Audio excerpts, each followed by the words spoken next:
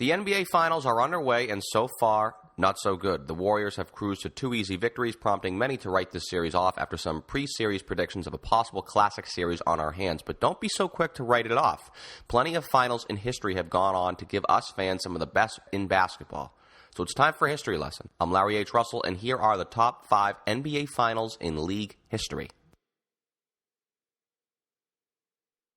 Following the retirement of Bill Russell, the Lakers and Knicks, the perennial runners-up to the dynastic Celtics, would finally get a shot at a championship. It was just a matter of who. The Knicks' famed starting 5 of Walt Frazier, Dick Barnett, Bill Bradley, Dave DeBusschere, and Willis Reed, they who had captured the hearts of baby boomers in New York, were coming together, while the Lakers' super team of Chamberlain, Baylor, and West, who they too could not wrestle the crown from the king despite holding the record for wins in an NBA regular season to that point with 69 the prior season, the Knicks, without Boston in the way, would finally win the conference as expected. But the Lakers' road was not as smooth. Joe Mulaney was Wilt Chamberlain's 4th coach in 4 seasons, and Wilt would go down with a knee injury 9 games into the year, and the Lakers would sputter before making a few key moves, such as acquiring Happy Harrison and then rallying to win 46 games and finish second in the conference before Chamberlain returned at the very end of the regular season. LA had to rally from 3-1 down against the Suns in the playoffs as well to finally make it back to the finals, setting up the series which everyone expected before the season. New York cruised to a Game 1 win. However, the Lakers, in the role of slight underdog despite featuring 3 of the best players of all time in their primes, would snatch home court away from the Knicks in a barn burner in Game 2. This set up a pivotal Game 3 back in Los Angeles with a series knotted at 1. The game featured one of the league's iconic moments, the Knicks taking the lead and perceivingly winning the game before this. 1 second. West throws it up. Amazingly, the Knicks put that miraculous shot behind them and got ahead in the overtime before holding on for dear life for the win and winning back the home court. In Game 4, the pressure squarely on the Lakers. LA rallied for an overtime win themselves. With the series tied at 2, the edge was with the Knicks. However, Willis Reed would suffer a leg injury just a few minutes into Game 5, and the Lakers would then build up a 16-point lead before the Knicks would rally for their team leader, staging a huge comeback behind a crazy Madison Square Garden crowd and putting them on the cusp of a championship. However, Reed's status was unknown for the rest of the series, putting the Knicks at a huge disadvantage. LA would romp New York in Game 6, setting up a Game 7 back at the Garden. While the Lakers were on the road, they had a huge edge with the Knicks, missing their captain and best player, and that was unequivocally the storyline of the game as it had set up something right out of central casting. Reed's entrance and 2 baskets would send the Garden crowd into an absolute frenzy, shell-shocking the Lakers. While scoring just 4 points, the momentum and adrenaline the Knicks had was just too much to overcome. The Knicks would roll 113-99 and would win their first ever NBA title. It's hard to imagine a 6-game series qualifying for a ranking so high, but this did just that. The Bulls, winners of 4 of the last 6 championships, were the preeminent and most recognizable franchise in team sports in the whole wide world. Michael Jordan was arguably already cemented as the greatest basketball player of all time in the eyes of many.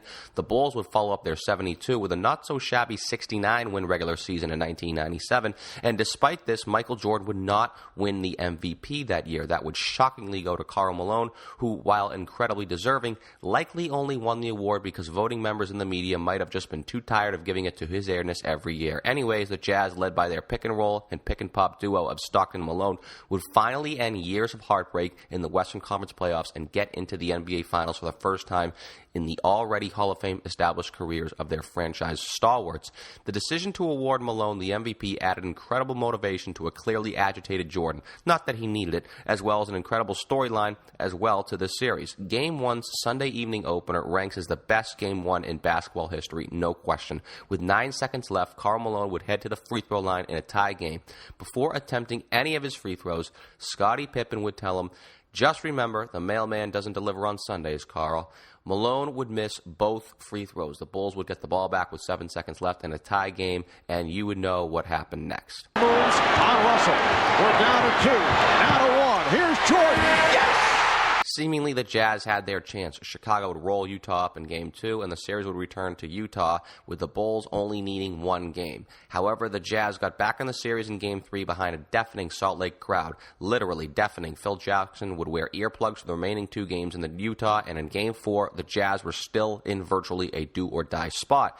The Jazz would fall behind late in the 4th quarter before putting on a rally of their own, which was capped off by a Karl Malone bucket on a 70-foot pass from his delivery mate, John Stockton, which gave the Jazz the the lead with a little over a minute left and tied up the series. Now all the momentum was with the Jazz. They had the all-important fifth game on their home court, and suddenly the invincible Bulls looked very vulnerable, and heading into Game 5, all of a sudden, Michael Jordan came down with the flu and was receiving IVs just before the game. Now, controversy still looms to this day. Was Jordan really sick? Was he just hungover and dehydrated? Highly possible. He miraculously recovered 100% on a late-night flight from Utah to Chicago. Who does that? Either way, he was clearly lagging and his condition was not ideal. Advantage Jazz, except no. Now known as the flu game, Jordan would score 38 points, including this game-winning three-pointer, sending the series back to Chicago with the Bulls holding a huge edge with the final two games at the United Center. Despite having a massive uphill climb, the Jazz fought valiantly in Game 6, bringing the game down to the very end. Backup guard Shannon Anderson would butcher an open layup that would have given the Jazz the lead in a tie game to send the series to an improbable Game 7. Now the Bulls were right where they were in Game 1. Tie game and the ball in the hands of the game's best. Except he'd pass it to Steve Kerr, who'd win the game and the finals for the Bulls. The Bulls would win their fifth championship of the 1990s. In what may be the biggest upset in the history of the NBA playoffs and certainly in the NBA Finals, Bill Russell was in the final year of his NBA career at the age of 34, leading an aging and injured Celtics team to 48 wins and a fourth-place finish in the Eastern Conference. These were not the Celtics of dominant past. In fact, there was only one player remaining from the Celtics' first title team, and that was Russell himself. As stated, a fourth-place finish in the conference. Sam Jones was just as old as Russell. Havlicek was the only real contributor in the prime of his career, while many of the other team's key players, Larry Siegfried, Bailey Howell, hardly names that many of today's casual observers know of, were north of 30 as well. However, despite not having home court advantage in any of the rounds of the playoffs, Boston would once again battle their way into the NBA Finals, upsetting both the Sixers and Knicks and setting up their seventh meeting with the arch-rival Los Angeles Lakers. Boston was 6-0 all-time versus the Lakers in the Finals. However, this time the Lakers loaded up and fielded a perceived super team. The prior offseason, the Lakers pulled off a blockbuster trade, acquiring Wilt Chamberlain from the Philadelphia 76ers to pair along with Elgin Baylor and Jerry West. Los Angeles would roll in the regular season and playoffs, setting a wins record which stood for nearly 30 years. Los Angeles entered the series as massive favorites, a series in which was considered a foregone conclusion they would win. LA would take the first two games at home behind Jerry West to 94 points in the first two games. Boston would come back and get back in the series in Game 3.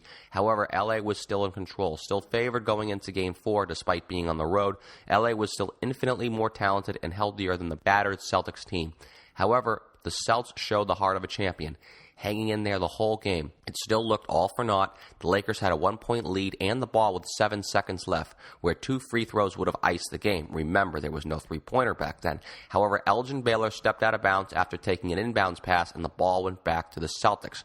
With just a few seconds left, the Celts set up a shot for Sam Jones deep at the top of the key. At the sound of the horn, Jones heaved the ball at the basket, which hits the front of the rim, then rowelled in for a Boston 1-point win. The series was now tied in what many felt would be a 4-game sweep. LA would restore order in Game 5, but not before Lakers guard Jerry West would suffer a leg injury with the game already decided, which played a huge factor in the rest of the series.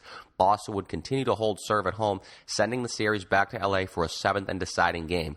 While the series had gone the distance, the Lakers were big favorites for Game 7, having not yet lost at home and having, quite frankly, the far superior roster. Lakers owner Jack Kent Cooke, anticipating the team's first title in LA, ordered staff to hang balloons from the rafters, and ushers began passing out flyers to patrons on post-game celebrations following the Lakers' championship, which included player interviews conducted by Chick Hearn.